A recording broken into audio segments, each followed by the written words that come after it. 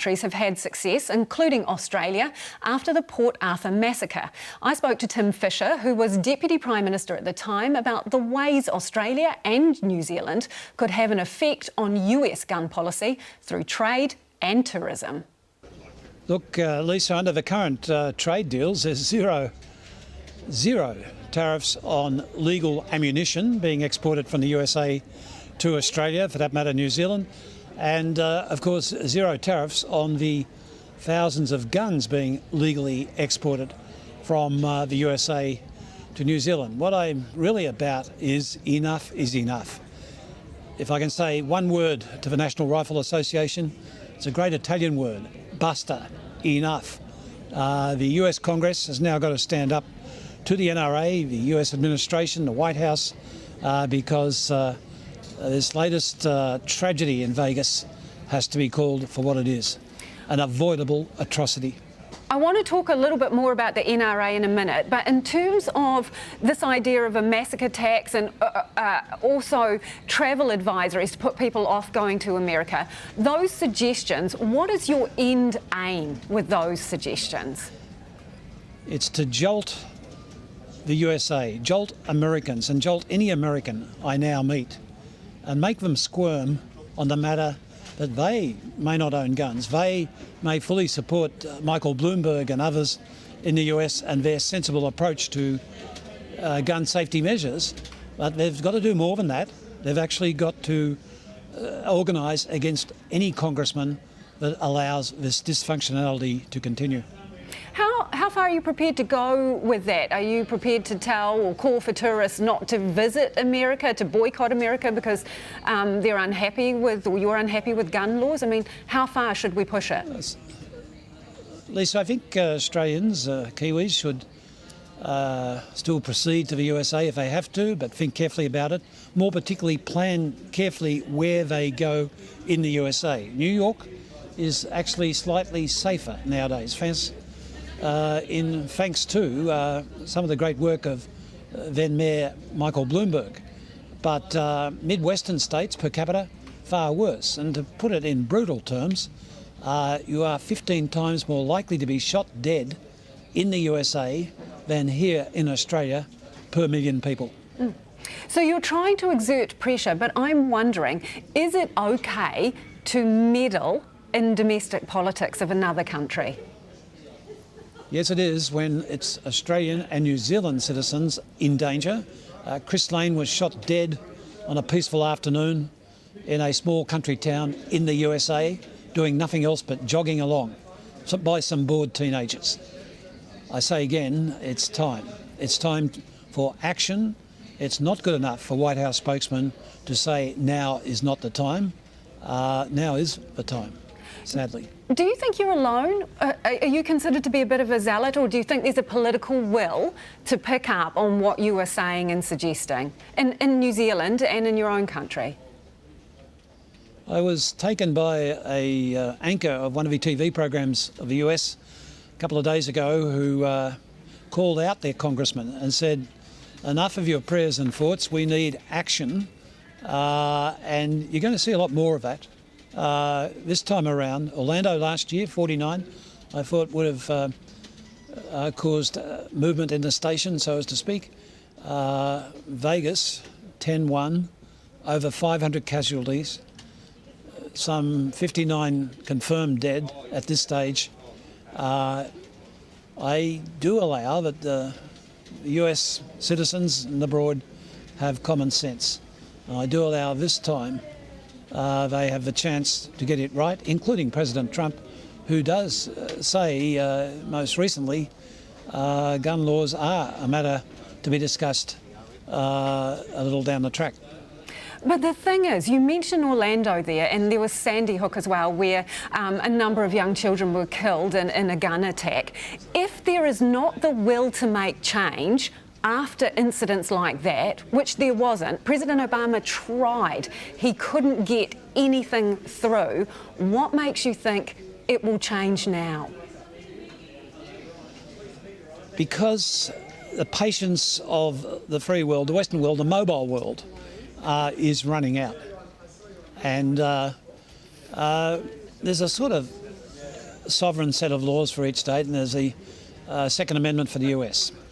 But there's also practical steps. I mean, they even allowed the size of magazines, the limitation on the size of magazines provisions to lapse just a few years ago. How absurd was that? At the very least, they should be considering taking some minimal steps. Firstly, bring back the limitation on the size of gun magazines. Secondly, establish gun background checks, especially for those on the no-fly list. Even that was blocked by the US Senate in the aftermath of Orlando.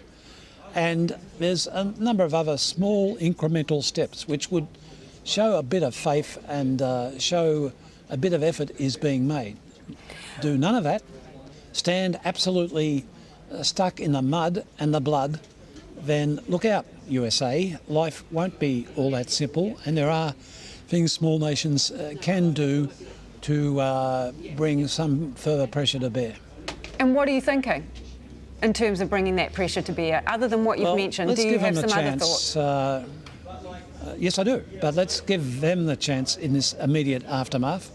But what they, above all else, needs to do is have rational people like Gabrielle Giffords, the US Congresswoman cut down by bullets in 2011.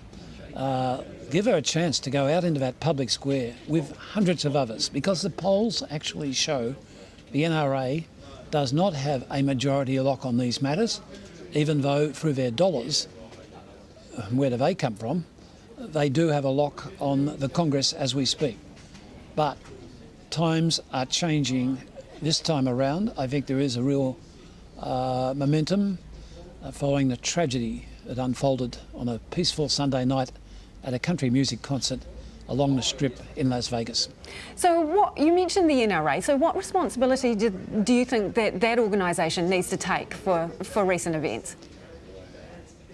Their continual steps to veto and block sensible measures before the US Congress needs to be called out for what it is: creating additional mass shootings in the USA. And there's business that you need more guns, not less guns. Well, John Howard and I proved there is another way. And 21 years later, I can't rule out that there may not be a mass shooting in the future. But since 1996, since Port Arthur, since the gun laws were changed here in Australia, and I see some pushback in New Zealand, but some progress being made there, we have not had one mass shooting in Australia, and I'm very grateful for that. So do you think that the NRA has blood on its hands? That's your terminology, but the NRA is responsible for blocking a series of practical measures, which, because of that, has led to a number of factors which are contributing to the level of mass shootings. There are over 300 million guns in the USA. There are automatics and semi-automatics around every corner in the USA. We took the arguments to the public square, we mounted a buyback, and we effectively drained, not all, but most of the automatics and semi-automatics. And by the way, if I was a farmer at Napier or Rolleston in New Zealand or in the Riverina in Australia where I am, I'm not anti-gun. There's a proper role for guns, and own guns, and I've owned guns. As an ex-Vietnam veteran, I don't particularly pursue sporting shooting, but I accept and support the need for Olympic shooters, recreational shooters, to have a fair access to the right size guns. Totally opposed to machine guns in the malls of the USA, Australia or New Zealand. So how did you manage to get the momentum to make those changes in Australia? Because, you know, there is pushback. How do you get people to come along with you? What enabled you to do that? It was stepping up to the public square and very directly having huge public meetings at places like Wodonga and Gympie in Queensland, where I was hung in effigy one Sunday afternoon. But we stood our ground, and on that occasion a younger 12-year-old school prefect stood up and completely changed the atmosphere of the meeting in support of the gun proposals, which every state government signed off of in use in Australia, including the New South Wales government, from Sydney, where I speak. And from time to time, yes, there's been amnesties and there's been further adjustments, but broadly, Australia went one way, the USA, with a false reading of its Second Amendment, continues to go the other way, well, there are consequences for that, not the least of which are the families ripped apart by over 500 casualties in Las Vegas 10-1 Sunday night. The thing is, with gun change, what do you think it would take to change the NRA's mind? You say they haven't spoken yet, but they obviously have strong views that we're fully aware of. How do you turn around their view of this? It will come when a more sensible level of leadership in the NRA realises that if they don't give some ground, if they don't allow full gun background checks for people on the no-fly list as a very minima, and the restoration of gun magazine limitations, then they may end up losing the lot. So great will be the boil over if there's another Orlando, another Vegas between now and Easter next year. Well, the New Zealand government, they recently rejected recommendations to register weapons, and we won't have a gun buyback. Do you think those are mistakes? It's a matter for New Zealand. Your record is different. Your level of gun ownership is a great deal less per capita, and New Zealand and Canada will handle their situation, as will Italy. All of you are way ahead in terms of being much lower in the gun deaths per 1,000 people, per million people, when compared with the USA.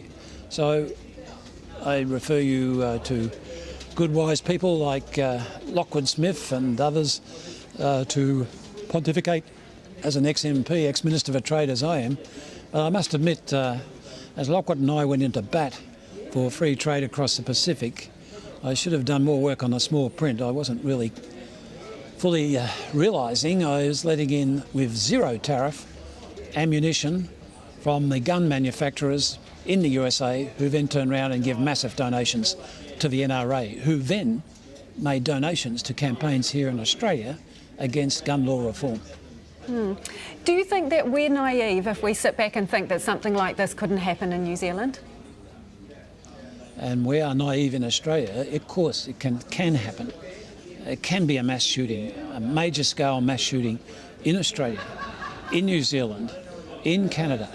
But at least if the parliaments are making an attempt to reduce the chances of that, then that's a fair cop. And 21 years is a pretty good record to date here in Australia, but no backing off from the necessary efforts. And to the United States and to President Trump, I wish you well, sir, as you pick up in your first few months as President of the USA, as the occupant of the White House. But it's about exactly at the same stage. John Howard had only been a very short time Prime Minister of this country when Port Arthur unfolded and we took the steps. Well, here's the opportunity for President Trump to start to take some minimal steps at least. That would be a good thing.